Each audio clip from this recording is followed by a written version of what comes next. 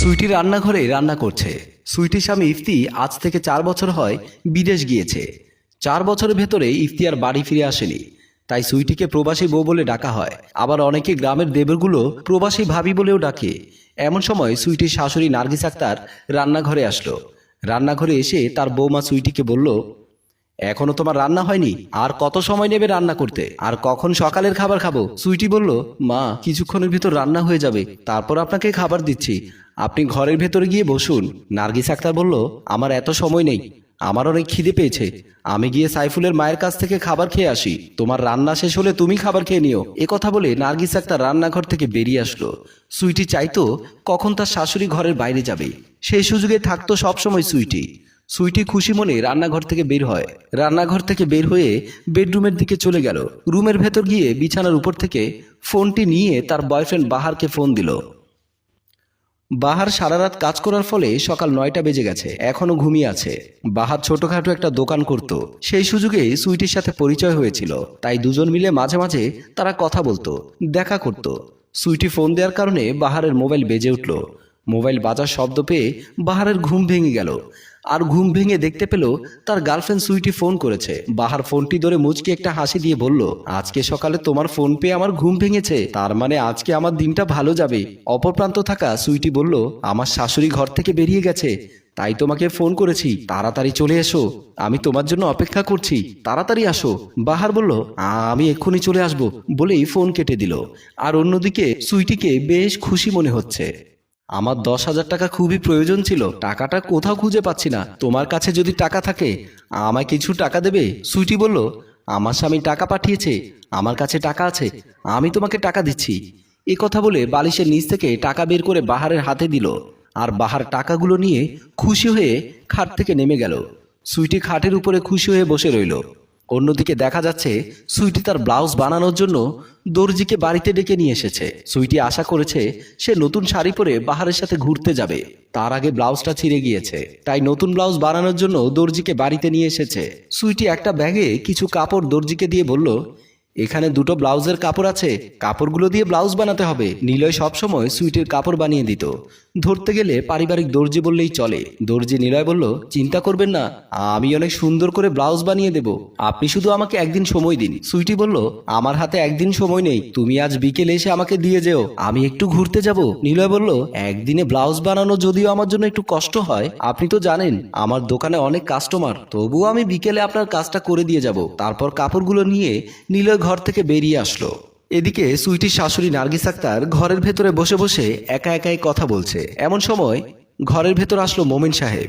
মোমেন সাহেবকে দেখে আরো বেশি কথা বলে যাচ্ছে। মোমেন সাহেব সবকিছু মেনে নিচ্ছে।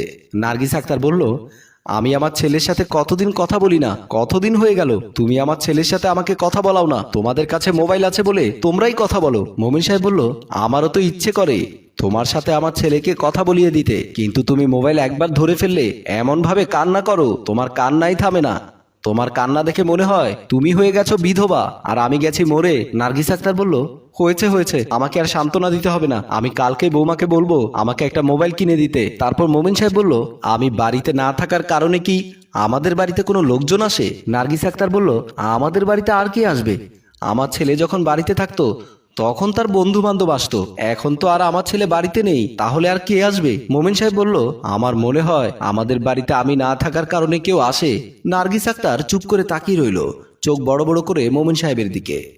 মোমেন সাহেব নার্গিস আক্তারের দিকে তাকিয়ে বুঝতে পারল নার্গিস আক্তার রেগে গিয়েছে, কারণ নার্গিস আক্তার যখন রেগে যেত ঠিক এমনটাই করত। নার্গিস আক্তার রাগ হলে কথা বন্ধ করে শুধু তাকিয়ে থাকে। মোমেন সাহেব বলল, এমন করে তাকিয়ে আছো কেন, আমি কি কোনো ভুল কিছু বলে ফেলেছি? নার্গিস আক্তার বলল, তাহলে তুমি কি বলতে চাচ্ছ, আমি প্রেম করছি? তুমি বাড়িতে না থাকলে অন্য কেউ আমাদের বাড়িতে আসে, এই বয়সে আমি তার সাথে প্রেম করে যাচ্ছি, আমি তোমাকে রেখে তার হাত ধরে পালিয়ে যাব? মোমেন সাহেব বুঝতে পারলো আজকে হয়তো কুরুক্ষেত্র হয়ে যাবে। নার্গিস আক্তার রেগে গেছে। মোমেন সাহেব হঠাৎ করে পেট ব্যথার ভান করলো, বলতে লাগলো, আমার হঠাৎ করে অনেক পেট ব্যথা করছে, আমার মনে হয় আজকে রাতে চলে যেতে হবে উপরে, আমাকে ওই উপরওয়ালা ডাকছে। এই বলে মোমেন সাহেব কান্না শুরু করলো। মোমেন সাহেবের কান্না দেখে নার্গিস কান্না করা শুরু করে দিল। মোমেন সাহেব মনে মনে বলছে, যাক পরিবেশটা ঠান্ডা হয়েছে, আমি ভেবেছিলাম আজকে পুরো ঘরে আগুন জ্বালিয়ে দেবে, আর কিছু সময় এমন পেট ভাতার ভান করে থাকি, আস্তে আস্তে ঠিক হয়ে গেলে আমিও সুস্থ হয়ে যাব। আমি না তোমাকে বলেছি তুমি আমাকে কখনো স্পর্শ করবে না, তবুও কেন বারবার নির্লজ্জের মতো আমাকে স্পর্শ করো? ইভা বলল, আমি তোমার স্ত্রী, আমি যদি তোমাকে স্পর্শ না করি তাহলে কে করবে? কাকে পেয়ে তুমি আমাকে ভুলে গেছো? এখন অন্য কারো স্পর্শ পেয়েছো, যার জন্য এখন আর আমাকে তোমার ভালো লাগে না। বাহার বলল, তোমার স্পর্শ আমার ভালো লাগে না, আমি চাই না তুমি আমাকে স্পর্শ করো। এটাই স্বাভাবিক, কেউ যখন লিপ্ত হয় তখন আর তার ঘরের বউ ভালো লাগে না, আর পেতনি হয় ভালো, আর বিয়ে করা সুন্দরী বউ হয় কালো। বাহার আর ইভা ঝগড়া করে যাচ্ছে। ইভা আর বাহারের সবসময় এমন ঝগড়া লেগেই থাকতো। এই ঝগড়াটা আগে কখনো ছিল না। বাহার যেদিন থেকে সুইটির সাথে সম্পর্ক শুরু করে দিয়েছে ওই দিন থেকে ইভার সাথে বাহারের ঝগড়া সৃষ্টি হয়েছে। ঝগড়া করতে করতে ইভা ঘর থেকে বেরিয়ে আসলো, আর বাহার একটু খুশি হয়ে বিছানাতে শুয়ে রইল। চোখের দুশ্মন সামনে থেকে দূর হলে কার না ভালো লাগে? বাহারের বেলায় তাই হয়েছে। পরের দিন সকাল হতেই দরজায় কলিং বেল বাজালো দর্জি নিলয়। নিলয় আগের দিন ব্লাউজ দিতে পারেনি, তাই পরের দিন সকালবেলায় সেগুলো নিয়ে এসেছে নিলয়। কলিং বেল বাজার শব্দ পেয়ে সুইটি দরজা খুলে দিল। সুইটি বলল, তোমাকে বলেছিলাম তুমি ব্লাউজগুলো কালকে বিকেলে দেবে, তুমি কালকে বিকেলে না দিয়ে আজকে সকালবেলা নিয়ে এসেছো। নিলয় বলল, ভাবি আপনার ব্লাউজগুলো অনেক সুন্দর করে বানাতে হয়েছে, তার জন্য একটু দেরি হয়েছে, তবে ব্লাউজগুলো পরে দেখেন, আপনাকে অনেক সুন্দর লাগবে। সুইটি বলল, যদি ব্লাউজগুলো পরে আমাকে সুন্দর না লাগে তাহলে কিন্তু আবার ফেরত দেব। নিলয় বলল, আমি অনেক সুন্দর করে ব্লাউজগুলো বানিয়েছি, আপনাকে ভালো লাগবে। তারপর নিলয়ের হাতে থাকা ব্যাগ সুইটিকে দিয়ে চলে গেল। সুইটি বলল, যাক একটু পরে দেখি। তারপর সুইটি ঘরের ভেতরে ঢুকে পড়ল। সুইটি রুমের ভেতরে আয়নার সামনে দাঁড়িয়ে ব্লাউজ বের করে দেখতে পেল তেমন একটা ভালো লাগছে না, ব্লাউজটা ছোট হবে। তারপর হাতের মোবাইলটি নিয়ে দর্জি নিলয়কে ফোন করলো। নিলয় তখন বাড়ি থেকে বের হচ্ছিল। নিলয় ফোনটি রিসিভ করে বলল, ভাবি ব্লাউজগুলো কেমন লেগেছে আপনার? অনেক কষ্ট করে ব্লাউজগুলো বানিয়েছি আপনার জন্য। তখন সুইটি রেগে গিয়ে বলল, তোমার ব্লাউজগুলো আমার শরীরে লাগবে না, অনেক টাইট হবে, কারণ ব্লাউজগুলো অনেক ছোট করে বানিয়েছো। নিলয় বলল, ভাবি আমি যখন কাপড়গুলো নিয়ে এসেছিলাম তখনই একবার বলতে চেয়েছিলাম আপনার বডিটা একটু বড় হয়ে গেছে। সুইটি বলল, আমার স্বামী বাড়িতে নেই, বডি বড় হবে কি করে? তখন নিলয় বলল, স্বামী যখন বাড়িতে নেই তাহলে আপনি মনে হয় করছেন, এটা না করলে বডিগুলো বড় হতো না। তারপর সুইটি ফোন কেটে দিল। মনে মনে বলছে, দর্জি আমার বডি দেখে ফেলেছে, আমি শুরু করেছি, তাহলে মা বাবা যদি বুঝতে পারে তাহলে কি করবে? আমার স্বামীকে বলে দিলে আমার সব শেষ হয়ে যাবে। সম্মানিত ভিউয়ার্স, গল্পটি কাল্পনিক, যদি কারো জীবনের সাথে মিলে যায় আমরা দায়ী নই।